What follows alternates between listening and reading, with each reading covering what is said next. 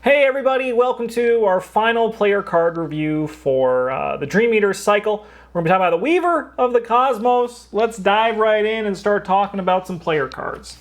We got Spiritual Resolve. This is a 3-cost, 5-experience ritual asset that takes up a spell slot in blue. It's so exciting. Commits for a brain and has myriad, so you get 3 of them. As a lightning bolt, discard a copy of Spiritual Resolve from your hand, heal all damage and horror from this copy of Spiritual Resolve, and it can soak 3 meat and 3 brain damage. Yeah, this is your Tommy endgame for the cycle. Yep. Your reward for playing him. And it's spicy. It is good. It is also like much better than buying either Bulletproof Vest or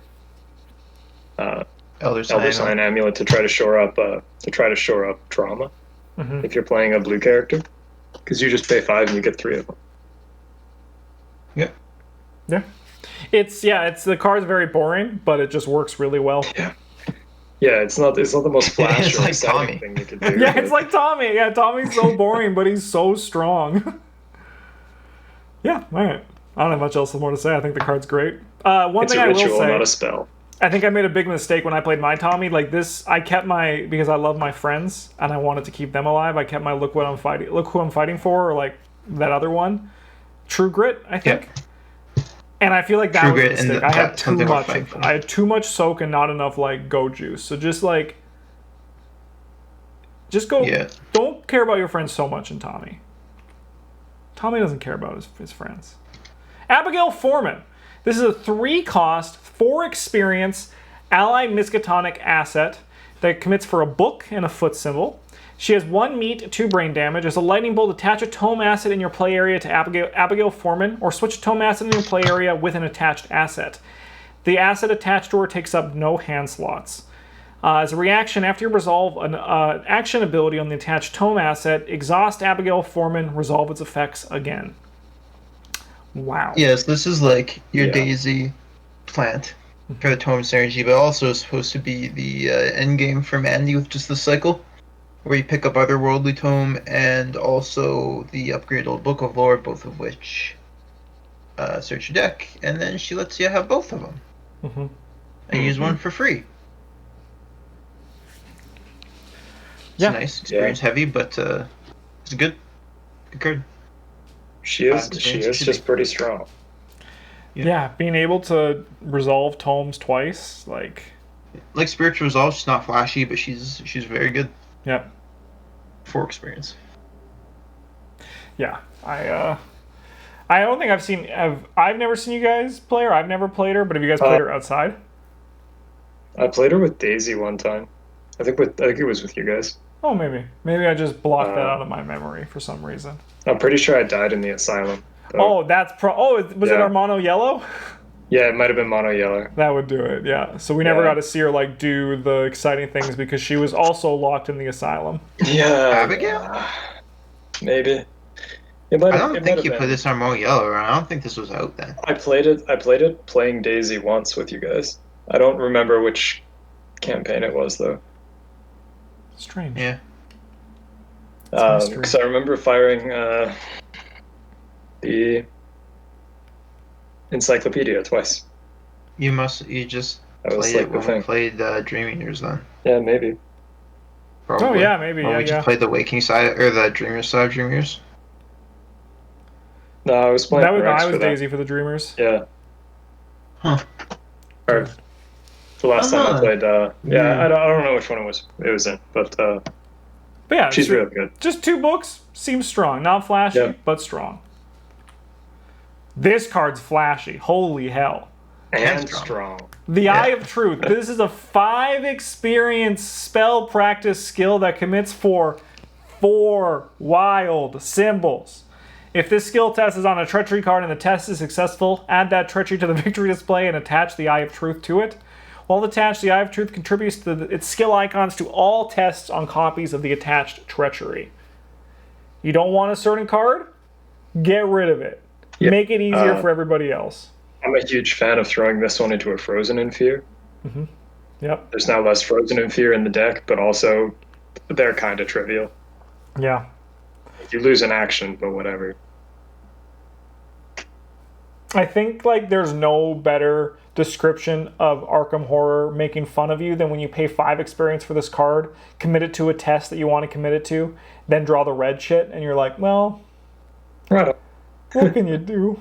It's like paying 5 experience for all in and failing. It happens. You act like you don't care, but then you're like, my sick ass eye of truth is now just sitting over here all sad.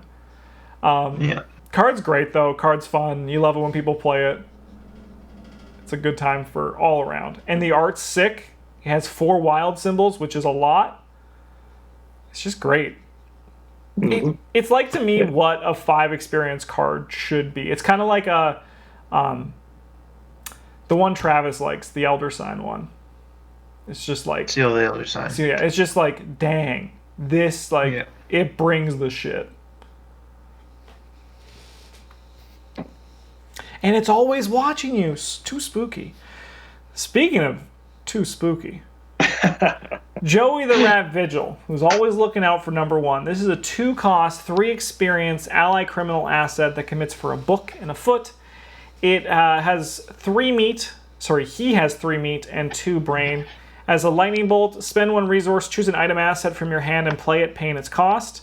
As a lightning bolt, discard an item asset from play, gain 2 resources. And this card's actually very, very good. Agreed. It's like Aesop's Pawn Shop, but in this game. This is true. He'll take your empty canteen of liquor or whatever and give you two money for it. Yeah. Like here's it's a flask, and he's like, "Is there anything in it?" And you're like, "No."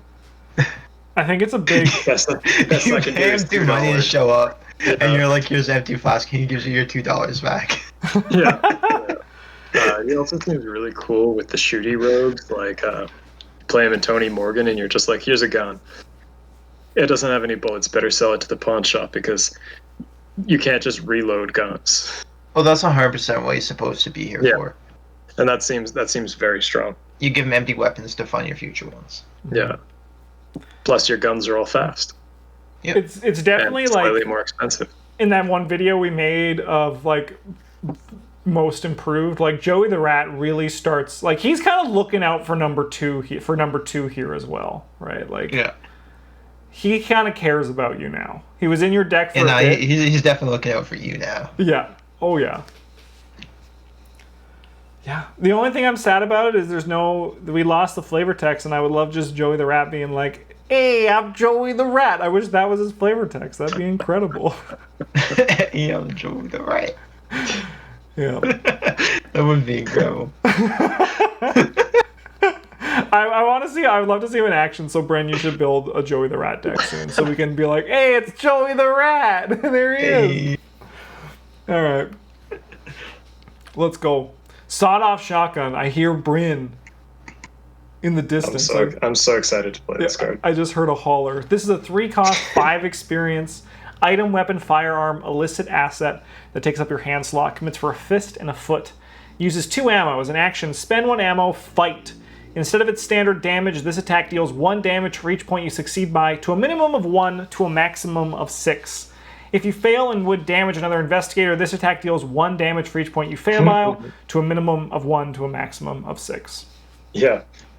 So if you shoot this at somebody else, there's a lot of investigators in the game. You can just one-shot from full. It alarms me that that's the first thing Bryn said. But yeah, it only takes up 1 hand slot. So this has like a lot of the issue with the other shotgun is that to play it you kind of need to discard your other weapon, and then you only get 2 uses out of it. Mm-hmm. The issue with this one is that you don't get a bonus to your fight score, so you need to make your fight score work on your own. Mm-hmm. It's a pretty sick weapon when you. But yeah, right. Like anything you can do. I can shoot this shotgun better than you. Yeah. And you can sleight of hand it into play, right? And you can sleight of hand it into play. You're playing the game and you're fighting one of them big cultist guys, and they're like, "You don't even have a weapon," and you're like, "Surprise! I got a shotgun in my bloomers." And they're like, "Why? though, but they don't even get halfway through their question before you just kill them. Yeah. Yeah. It's gonna be for nice, big, flashy moments, which is what you want a 5 experience card to do, right? Like really bring the weight of that experience, but also be very fun and exciting to activate as well. Yeah. Sick. Let's get to some purple cards, shall we? Mind's Eye. This is a 3-cost, 2 experience ritual asset that takes up 2 spell slots. Comes for a brain symbol. Myriad uses 3 secrets. As a reaction, when you would test your book, fist, or foot, spend 1 secret, test your brain instead. As a lightning bolt, discard a copy of Mind's Eye from your hand. Place 2 secrets on this copy of Mind's Eye. Yeah. Cards are generally kind of bad. This card kind of sucks. I think you could have a place in either Diana as a late game piece if you're focused more on events and like guardian weapons, or potentially in Sister Mary when she comes out. Yeah, I could see it being good for her. Hmm. That's about it. Yeah, it's just like it takes up the. I think. What would you say kills it? Is it the 2 spell slots? It's taking up both spell slots. Like if you have a high brain score, you want to cast spells. you can only use this 3 times. Yeah. Yeah, it's that, and also, like, for me, so you get to use your brain instead of other things, which at the end of the day is only really good when you're testing. Like, you look at it, you're like, oh, it's like Wither or Sixth Sense, but I can use it, it's more flexible. But it's only really good when you're trying to combat the encounter deck, because why wouldn't you just play a card that lets you use your brain for those investigate or combat checks, but also get something, a bonus out of it, whether it's an extra damage or an extra clue, or you get to investigate a different location or whatever. Mm-hmm. Yeah. It doesn't have limited uses. I think this one's much better for like off-class purple than it is for purple. Because off-class purple probably has item assets or other things that they want to be doing, and they can just be like, well, yeah, I get to use this weapon as though I had 4 or whatever. Yeah. Or I get to use something else as though I had my brain score instead of like the 1 or 2 that I've got. Yeah. Yeah. It's just like not great. I get it. Plus it's a ritual, so you can't even find the damn thing easily. Yeah, you just have to Like, just draw. hell is that? Draw You like get a 3 of them. plebeian. Shining Trapezohedron. This is a 1-cost, 4 experience item relic asset that takes up your accessory slot. And it commits for a brain, a book, or a foot. As a reaction, when you would pay the cost of a spell, exhaust Shining Trapezohedron, instead test brain X, where X is that card's resource cost. If you succeed, its resource cost is considered paid. If you fail, cancel the playing of that card without paying any of its costs, including its action cost. For the remainder of the round, you cannot play copies of that card. Dang. So I'm going to just go on a bit of a little comment here before we get into this card. This is one of those cards that as I was reading, every time I'm like, yeah, this card's great. Like, it seems really good. And then I see that when you fail, like it clicked in my head. I actually read the card like without like stopping and being like, oh, that's great. It doesn't cost an action if you fail. Like, that's great. Yeah. Yeah, that's pretty solid. Yeah, you just get to play this turn. No, this card's like very, very good, I think. Mm-hmm. Yeah. Also happy to see like it being represented in the game.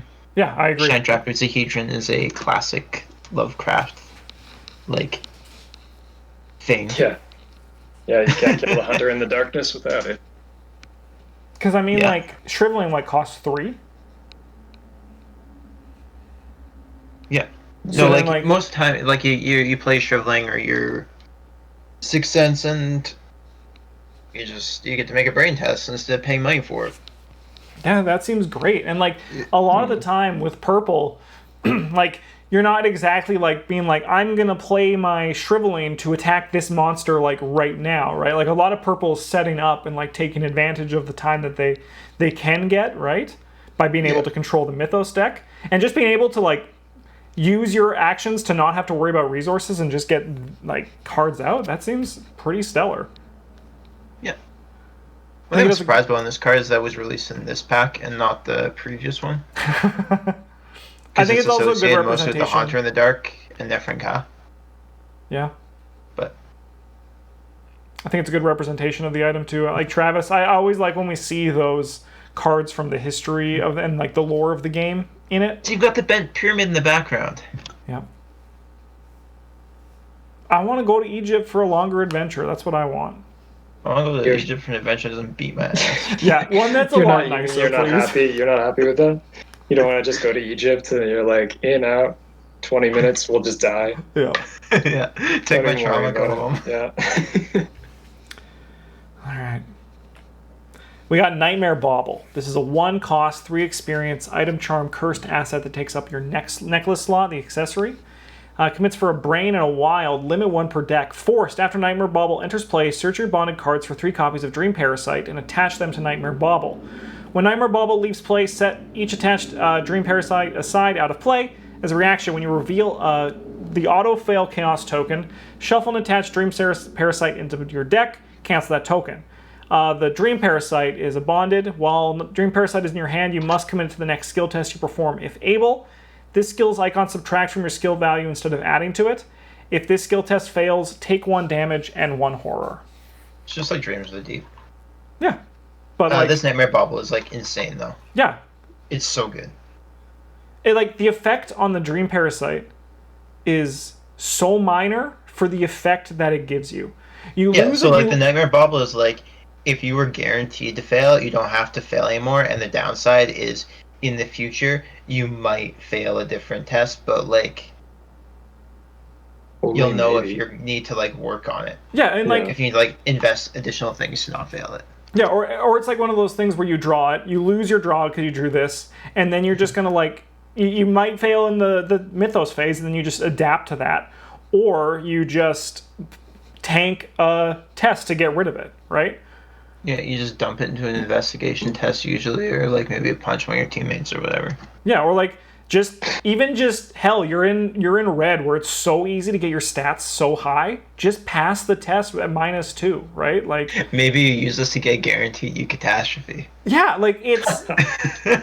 It's great. You're Silas and you're like, I'll test my book at 2, commit this, I have 0. Look, it's a star. It's the downside of this card is crazy minor for the power it gives you. Yeah. No, like at first reading, you're like, man, 3 of them, that's like a lot. And then you realize you don't put them in until after you have negated a tentacle. Yeah. And you only put 1 in. Yeah, and then worst case scenario, you fail a test and take a damage in a horror. And one of that horror is going on your boyfriend, Pete Sylvester, and he's going to be fine. Right? Like, you're golden. Yeah, and if by some miracle you just, like, churn through all the Dream Parasites, you just kind of get to keep playing. And, I mean, also, like, realistically, you're only going to have to trigger, like, worst case scenario is all 3, right? But like you're gonna get like 2-ish. Yeah, like even then, like if you don't trigger your Nightmare Bobble, that usually means you haven't drawn the red token, right? Like and then like that's also good. That's also good. Card's strong. I'm excited to play with it. Yeah, it seems exceptionally strong in like what's his face? Oh no, he plays red as an off color. Never mind. Dang. Ignore that. I was gonna say Preston. Oh, okay, yeah. It does seem good in him if he could, but he can't. But yeah, no, I think the card's great. I'm very excited to play with it. I also like it. He's really good in Calvin. Yeah. Because you can use the Dream Parasites to kind of take damage when you want, sorta, and then like the tentacle protection prevents you from getting like murked by random skill tests. Mm-hmm. Yeah, good card. Yeah. Scavenging. This is a 1 cost, 2 experience, talent asset that commits for 2 books. As a reaction, after you successfully investigate by 2 or more, exhaust Scavenging.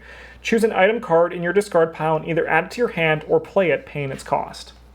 You ever wanted to be Will Yorick? Because now you can for the low cost of 2 XP. And having to be good at investigating. Yeah, that being said, I don't think this card is like as good as it looks. like most investors that want to abuse scavenging don't care about playing their card. They just want it back in their hand. Mm-hmm. Yeah. Like it's good for the flexibility, but it's just not as good as it looks. I'm on the Arkham's page and someone's saying Minty Fan can now become the Keymaster from the Matrix with old keyring and scavenging. It is pretty sweet with the old keyring. Yeah. The old keyring just discards itself. That is nice. Yeah, I'm with Travis though. Like the being able to play it is nice if you want it, but the basic scavenging is already like does what you want to do with scavenging well enough, right? Mm-hmm. Yeah, this one you do have to find ways to abuse. Mm-hmm. I think with the old keyring though, that is really nice. Mm-hmm. Just to save the action of playing it. Yes. Yeah. All right, that's Weaver of the Cosmos. What do we recommend for this one? Why would you want to pick this Mythos pack up if you were just buying individual packs? It's boring but good. Hey, Joey the Rat. For the most part, none of the cards are like super, except for Eye of Truth and like maybe the shotgun, are like super flashy and exciting. But a lot of them are very, very good. Yeah. We mean one of them, maybe the shotgun has 2 ammo, you shoot it and then you fail and you're like, oh good, I spent all my cards on nothing. But for a single glorious moment, it could have been incredible. Yeah. For a place Arkham, for those moments, that could have been. Yeah. Well, like, yeah. I do think this cycle, like, I think if they really nailed the fact, like, there's no, like, must-buy Mythos packs, right? So it's, like, very much promoting the idea of buying the whole thing to be able to play the actual story, right? So if that's their goal, mission accomplished. These reviews, though, make me excited. I want to play with the cards again, so I can't wait for that opportunity. Like, god dang, there's going to be so much fun, and we're almost... Innsmouth should be here soon, and that's exciting. Oh, boy. Is anyone, if you're watching, if you disagree with any of our comments, or if you want to add any additional comments, do in the comments section below. Otherwise, if you like our player card reviews, smash that like button. If you have not subscribed to our channel, consider subscribing, because it makes me feel good, and I need that lately. So thanks for watching. Have a good one, and as always, GG's.